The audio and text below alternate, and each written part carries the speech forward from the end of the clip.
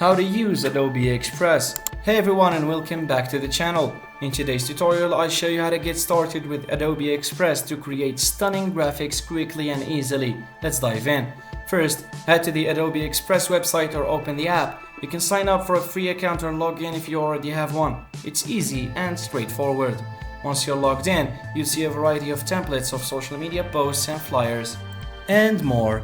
Browse through the categories or use the search bar to find a specific template that fits your needs.